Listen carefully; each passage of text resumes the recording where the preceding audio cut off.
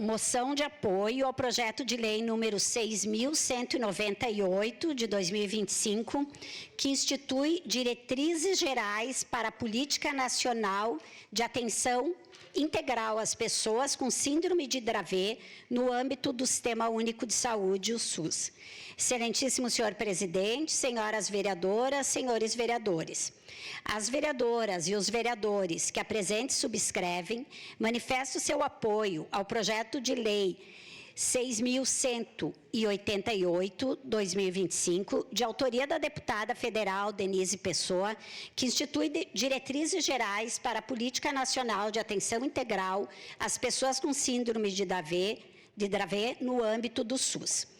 A síndrome de Dravet é uma doença genérica rara, grave e incapacitante, caracterizada por crises epiléticas de difícil controle, iniciadas ainda na primeira infância, frequentemente acompanhadas de comprometimentos cognitivos, motores e comportamentais. Em razão de sua complexidade, exige diagnóstico precoce, acompanhamento contínuo e tratamento especializado.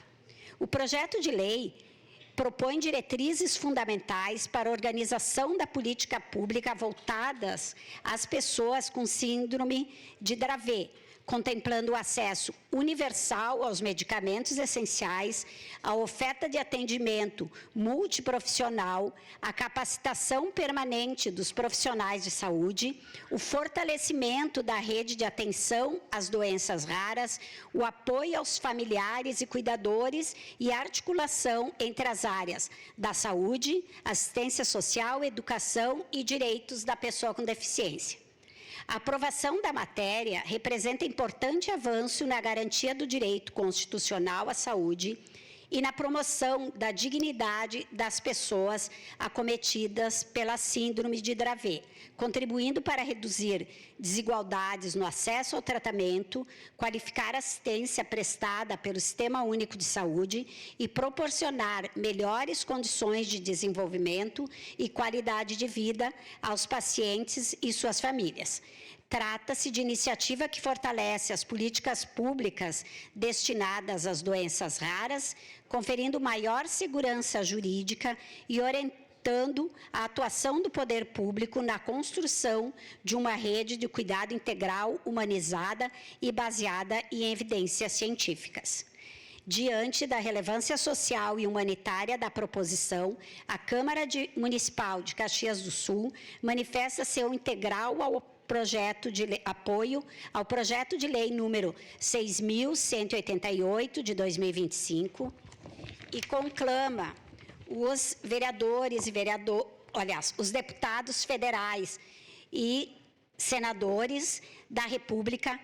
a envidar esforços para sua célere tramitação e aprovação do Congresso Nacional.